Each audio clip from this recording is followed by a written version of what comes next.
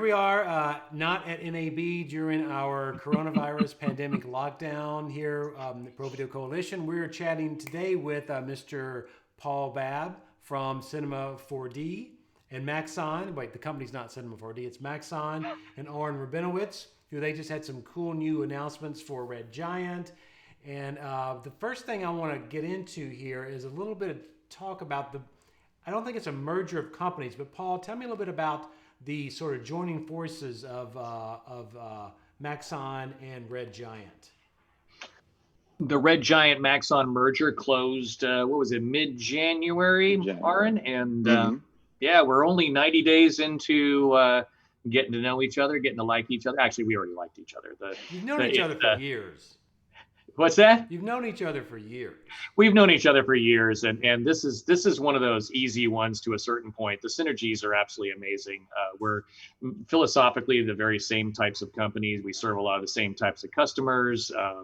It's there's always going to be those logistics and working together and bringing teams together. But so far, 90 days, knock on wood, it's been really enjoyable.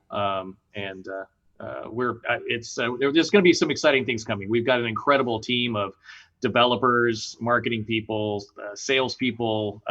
There's going to be some interesting things in the next coming years. So Aharon, before we talk a little bit about the whole new product stuff, tell me a little bit about how has culture changed around the two companies now that we've had this merger, and it is a full-fledged merger as opposed to sort of a strategic partnership, whatever business term you want to use. Is that correct, that we're a completely full-on merger? Yeah, we are full-on merger. And a lot of times when one company takes another company on board, like the people who ran one company are not necessarily part of that. But this has been very much collaborative. Most of us who were part of the leading team on Red Giant are again part of the Maxon team now. We're all integrated. Paul and I are actually working really well together. We've known each other for more than 15 years, probably closer to 20. I've lost track, but yeah, like it's been, we're a lot of people who really just like want to make good products and love the customers and community. And that's been a lot about what I was most excited about. And, we just did this video together, and you guys might've seen that. Like, it was like, we had like a lot of Nerf battles at Red Giant, and we brought on Maxon, and we did this. We're stuck at home right now, which is why I'm sitting here doing this from my balcony in New York City. But we're, online Nerf battles. It's just who we are. But there's also a very serious side of it. We're very serious about making really awesome products, and the same kinds of things. People who use them, make them, we love them, and so that's kind of really what brings us together in such a nice way. Well, let's talk product for a few minutes here. So, Paul, we'll go back to you. We had a big announcement just moments ago from when we're recording this, the new Maxon Cinema 4D S22, which sounds like a designation for an automobile or perhaps an airplane of some kind. But tell us a little bit about what's the new, the big thing, I think, one thing I saw, not feature-wise, but is the subscription, sort of the model behind selling the product. Let's talk first about what's new feature-wise and what kind of new cool stuff you can expect. Then we'll talk a little bit about the whole subscription versus the perpetual license model. But what's new in Cinema 4D? Sure. Probably the most important thing, we introduced subscription last September with release 21.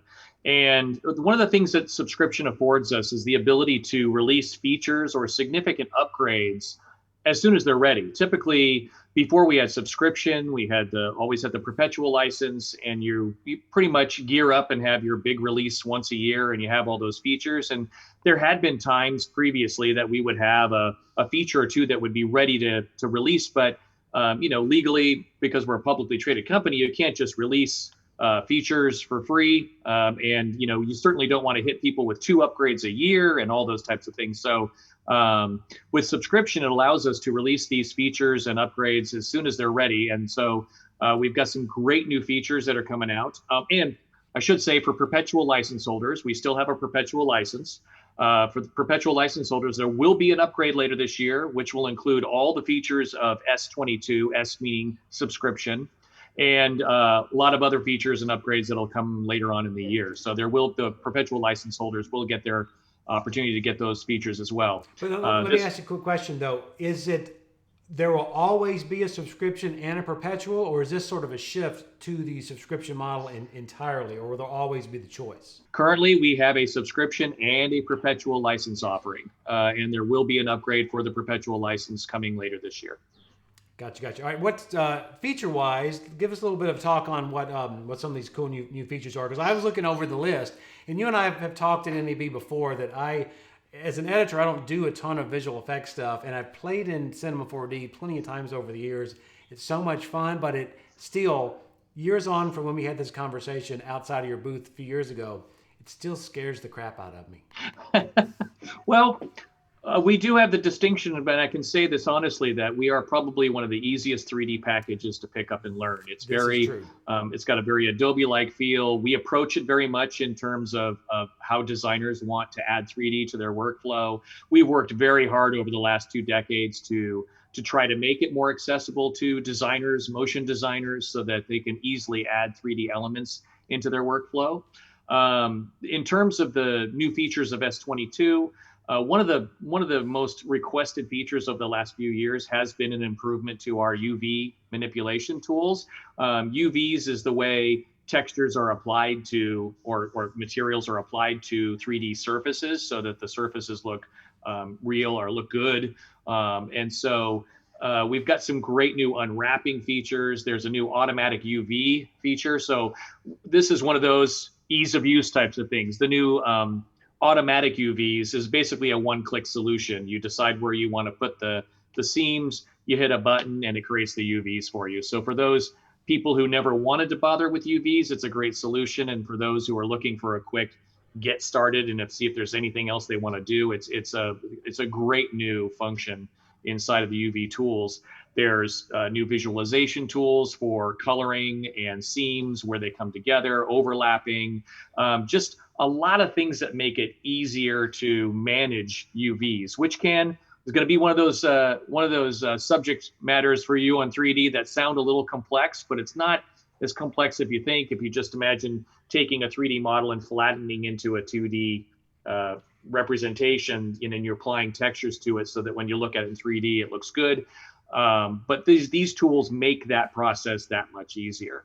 There's a lot of workflow things in terms of pipeline. We've integrated the GLTF format, so you can export to GLTF for AR and gaming or web types of applications using the GLTF 3D model format, as well as a new Go Z bridge, which allows you to send models over to ZBrush, do some texturing, modeling, sculpting on them type of thing, and send them right back to Cinema 4D. And those do support it. It supports huge amounts of polygons, and it supports, I think Go Z people or ZBrush sculptors will appreciate it, actually supports polypaint and polygroups, which it adds a whole bunch to the workflow for these people. As well, our new material node system, which has been out for the last year or so, was opened up first to Redshift, of course, and now we've offered support for other third-party rendering engines as well. So there's that. There's modeling improvements. Organizational licensing. What a time. This is a great time to be talking about that. People trying to keep their artists working at home. We've created a new organizational licensing options so that studios can manage their own license, can give licenses to other people's accounts and things. So it'll make it really easy for people to enable their artists to work from home. And if anybody wants to see, if they go to maxon.net, in the What's New on S22, there's some great little short videos that overview all of these features and a whole bunch more. That's a pretty good batch of stuff in this new version. So this is a S22. Is that, do you consider that sort of like a full feature version number upgrade, or is this numbering system sort of just how you guys doing things as opposed to, hey, it's 2019 or the 2020 version or version 3, version 4? I hesitate to say it's a half upgrade, a full upgrade, a this upgrade. We're identifying it as 22 because it is only for subscription license holders. It is a significant amount of features and a significant amount of upgrades. And I'm personally not a big fan of calling things 2019 or 2020, especially when I'm saying that later on this year, there will be another upgrade for subscription and perpetual license holders to get all these great features. So I don't want to, be crazy if we had a 2020.1, 2020.2. So we're just going to stick with the versioning that we have currently, S22 for the subscriptions and ours for the full releases for perpetual. Gotcha. Yeah, I know they can kind of make things a little bit confusing sometimes when, dot this, and that. So imagine the poor tech support guys. They need to be able to service the customers, and it's much easier to know what version you're working with if it's that concrete. Oh yeah, absolutely. All right, let's jump to Red Giant for a little bit, Aharon. So tell us a little bit about what's new. We talked about the merger of the two companies. Yep. But let's a little bit about what's going on in a Red Giant world. Now we haven't seen you guys in NAB in a booth in a couple of years because you guys have sort of stepped back from getting booth space there. We would see you at some of the Media Motion Balls, some of the events around the Vegas. But in this new world that none of us are there at all, we are all on equal footing now. Yeah. Booth space doesn't matter right now. So what's going on in the Red Giant world? Well, this actually would have been our first year as having a booth in quite a while. We would have been with the Maxon. That would have been us as well. That makes perfect sense. Yep. And right now I'm at the booth that's about 4x6. There's my balcony, which is nice. That's the same size booth you used to have at the plug-in pavilion. It's not much bigger than not much smaller than the plug-in pavilion one, except for the ceiling space is much higher.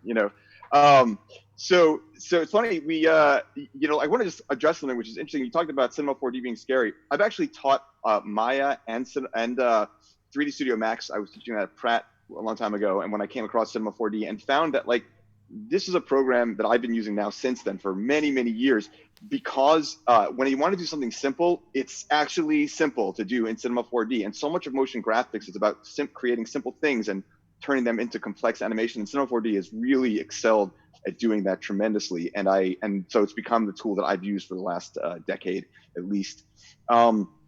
And I'm also talking about being afraid. I told you before I came to Red Giant, I was actually afraid of color correction. It was something that scared me. As I'm doing visual effects and motion graphics, and I know you're coming more from an editing area. To me, it felt like magic. And that's the great thing about companies like Red Giant and Maxon is that we try to reduce that magic into something much more manageable and user friendly. And so I don't remember what your question was. I definitely didn't answer it. So I want to go back to a second. You did say something good there about making technology and the stuff we do approachable, because Red Giant was one of the first way back when, I guess with Colorista, was to take color correction into a much more very powerful but still yet very simple way in which people could do it. I think about the 3-way color corrector in the old Final Cut Classic when it came along, and everybody saw this 3-way thing makes kind of sense, but Colorista sort of took that to another level with better, more powerful tools. And what I used to find that you could do almost the same, don't tell Apple I said this, you could do almost the same correction in the old Final Cut Classic color corrector and do the same tugging of the knobs and stuff in Colorista, and just the I don't know what the math or something in Colorista gave you what I thought was a much more pleasing image a lot faster than what you could often get out of the built-in Final Cut Classic color corrector. But all that said, question was, what's going on in the Red Giant world? We've got Red Giant Complete, and kind of give us an update on. I don't know if we had any huge announcements for this non-NAB week. So there were. There definitely were. First of all, like you mentioned, Red Giant Complete. We released that at the end of last year, where you can get Red Giant Complete, everything that Red Giant makes for $5.99 for the year, and then we also just released a monthly version of that, like about a couple weeks ago, where there's a monthly version of Red Giant Complete. So if you don't want to commit to the long term and you want to just take it month by month, that's also doable. But the announcement that Dave made today from Maxon about Red Giant. So we have a new version of our VFX suite. It's coming soon. It's not out today. It's coming very soon, just a couple of weeks, and it includes pretty significant updates. We have there's a new tool called the lens distortion tool, which I can tell you I've been using it heavily for the last couple of weeks. I love it. And the thing is, one of the things I found as a compositor that was always very difficult is that when you're working with any kind of lens where things coming to the edge of the screen, there's always a little bit of distortion around the curves of the lens. Maybe it's a GoPro or a fisheye, or maybe it's the opposite. You have other kinds of lens, wider angles. These you'll get these curves and distortions that make it very hard to add visual effects to them. Things just kind of slip and slide as we go there. I never really understood why that was happening.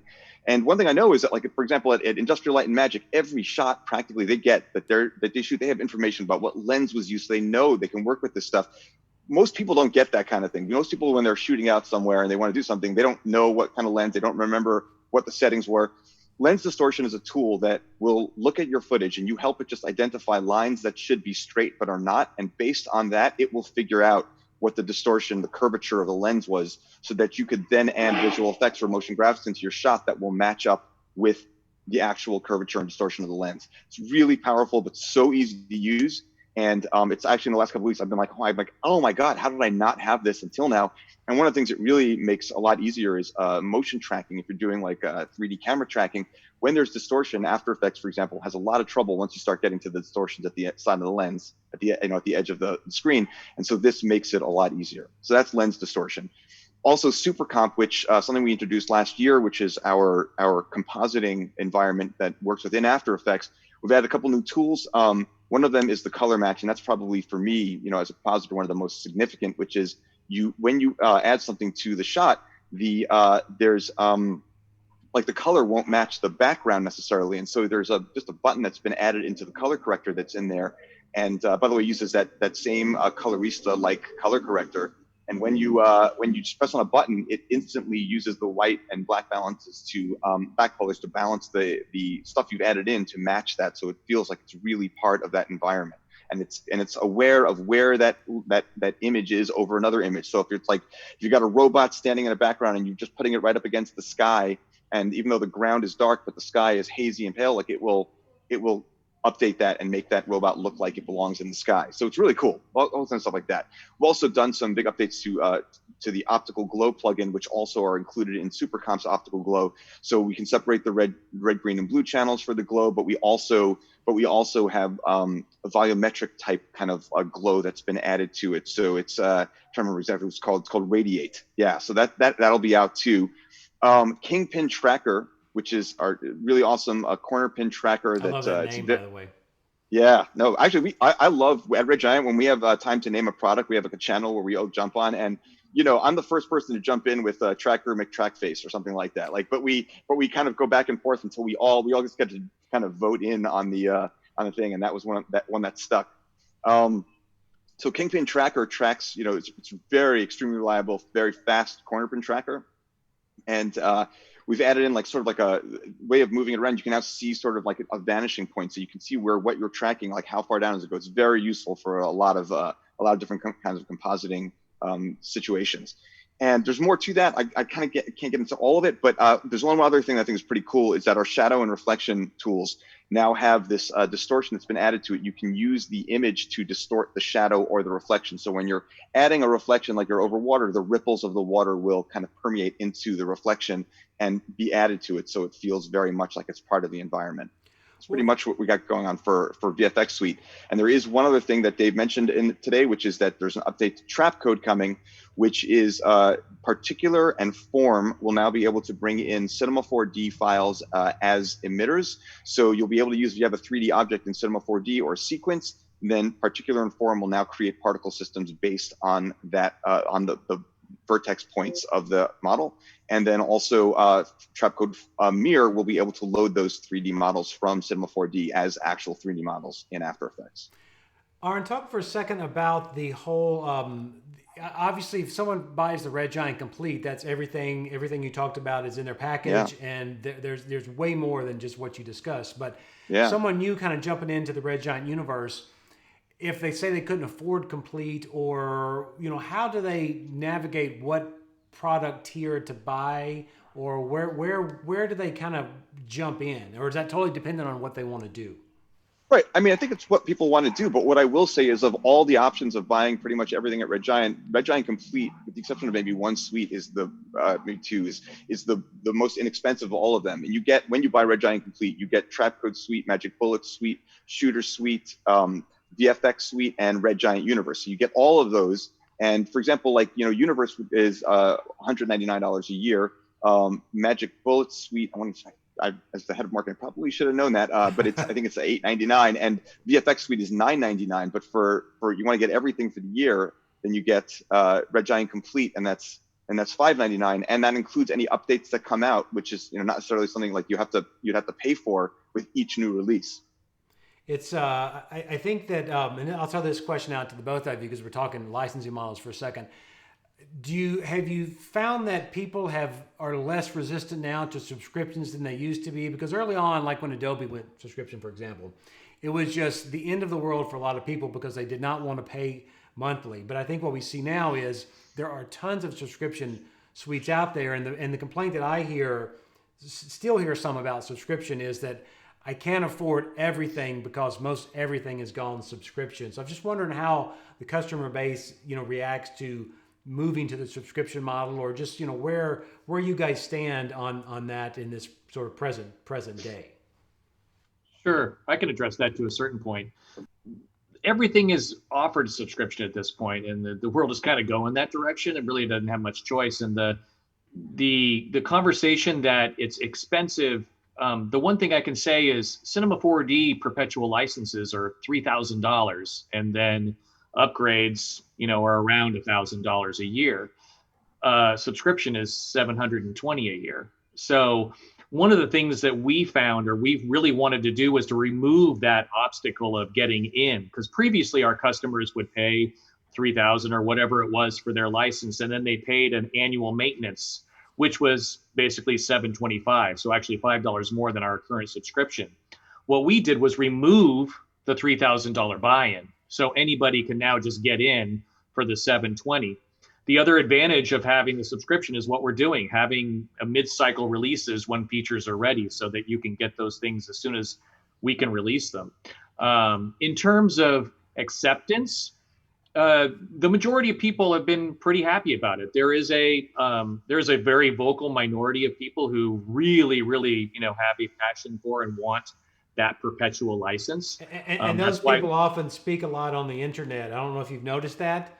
A vocal minority, they really like to talk on the internet. Really, I never noticed that before. We are still offering a perpetual license. There will be an upgrade later this year. We're trying to keep those people happy with that offering. But it's in order for us to reach a larger market, we can't keep that $3,000 buy-in anymore. I mean, by removing that, we're actually making it more accessible for people to get their hands on Cinema 4D and feel that was the positive way of going. We try to please everybody as much as we can. We try to make everybody happy with that. Again, the perpetual license is still available to those people who want it. But the majority of people do really want that inexpensive buy-in, and they want that perpetual license because it keeps them up to date with the latest version, easy to get in, easy to afford. Yeah. It's I appreciate you addressing that. That's I think I'm surprised that question often still comes up, because especially talking about the Adobe suite, sometimes people would add up how much they spent on buying it and buying upgrades every year, and the subscription model often ends up being cheaper in the long run. And I hear the talk of you got to pay the rest of your life. I guess you kind of do, but if you're not working in a business anymore where you're making money, you're not going to be paying for it anyway. So I don't mind subscription models. I think you do get more bang for your buck, I think. Yeah, actually the amortization of that is, if we were to keep the pricing the way it was with the $3,000 buy-in and the annual maintenance, it's literally 5 years, I think, of just, if you buy the license, it's 5 years of subscription, that initial purchase, which is crazy if you think about it. Yeah. And it's, nowadays it's the direction the market's going. And, we really couldn't ignore that. Yeah, same with us, by the way. 5 years for the Red Giant stuff. You'd end up having to, if you wanted to own everything from Red Giant, you could either buy it at $5.99 a year, or you could pay what it would cost you for Red Giant Complete for 5 years. That's just the math works out. And I also wanted to say that, while there are, like Paul mentions, there's people who are upset about it, we're still offering things on perpetual. But I can tell you, based on the numbers, the math doesn't lie. People are way more buying subscription stuff from us. It's easily all of our most popular stuff is the stuff that's on subscription, whether it's Red Giant Universe or Red Giant Complete, or we have a volume program also where we do stuff like that. And so it's very clear. The number's very clear. There may be some people complaining about it, but the buyers are all buying subscription. Yeah, it's affordable. affordable. It's a very small percentage of people that are doing it, but they're very passionate about it. So we're trying to keep them happy. That's kind of a philosophy. And for students, I should mention too, both Maxon and Red Giant, both of us on our products offer free licenses for students while they're studying. So we're not asking students to come up with $700 a year or $599 a year. We're actually providing the software for free so that they can get learning, and then when they become professional, start making a little money, they can join in the commercial side. Yeah, we actually took Maxon's lead on that. We were at 50% off, and then we got together, and just a few weeks ago, we were like, let's just give it away for free to the students, because let's make it easy for them. Well, gentlemen, it's been a good chat here. I want to take a minute to remind everybody that one thing that Red Giant and Maxon both do well is educating people how to use their products. Especially in the Red Giant world, I see a lot more of those because that's more the world I work in, but some fantastic tutorials that just really boggles your mind of what you can achieve with these, very, very affordable tools. All right, I don't know if you want to give me a quick little. Let's see. We had a new film from Seth Worley not too long ago. Mm-hmm. You've got a lot of is it the action movie kid dad that's doing tutorials? Yeah. We've got a lot of great stuff. Action movie dad or action movie kid channel. So Daniel Hashimoto, or Hashi is what it goes by. He's been just creating a ton of great stuff for us. Like we'll go and see a trailer for a movie or see a movie, and he'll be very inspired to give you a short tutorial on how to do it. But a short tutorial ends up being an hour long because he can leave no stone unturned. I asked him to go from they were an hour and 20, and I was like, man, we got to make these a little shorter. And he said, yep, I'll make it shorter. The next one was just an hour. But you watch those and you just learn so many things. I watch his stuff, and sometimes it's amazing that the things you overlook that this guy just looks at and he shows you how to do it, and you're like, oh, I could have done that if I had just known, and now you do. So it's really great stuff there. Seth released a short film called Darker Colors, and Darker Colors has been it's been really, people love really it. Good. It's beautiful. I think it's probably his most beautiful film that he shot, and it came with there's a great behind the scenes, and also there's going to be some training that comes out around that as well. And there's even been a little bit about talking about his own process for why he even made it, which is a really good thing for filmmakers. But one thing I didn't want to forget was, we were talking about the pricing and all that stuff, and something worth mentioning is just that for NAB, we're running a special for part of that Maxon Red Giant sort of merger, which is if you buy a subscription to Maxon for a year for Cinema 4D, then you can get 50% off Red Giant Complete. I just didn't want to forget to mention that because it's been something we wanted to share with people. We almost both forgot. Yeah. And actually, Daniel Hashi will be presenting today. Actually, he's our next presenter at noon Pacific time. He's coming up. Well, guys, thank you for chatting with us here today. There's a lot of good information there. I do hope that next year we can be back at NAB all together. I'm going to take my Lysol spray and my wipes. Yeah. I'm going to wipe all this down for for Brian to get back over here a little bit later. I'm not going to lie, though. The food here is better than the food at NAB, to be very honest with you, at the conference center. That's... Yeah, you can get good food at Vegas, but you really got to search it out, and often it costs a lot of money. That's my favorite thing about Vegas. I don't like much about Vegas, but the good food is really good. But I miss seeing people in person. That's what really is now. Well, and we got most comments about people missing the pinball party. That was the one thing I got. I was like, we don't have to have the pinball party. Like, That was a fun. Well, next year we'll be back at it, guys. Thank you much for chatting. Thanks.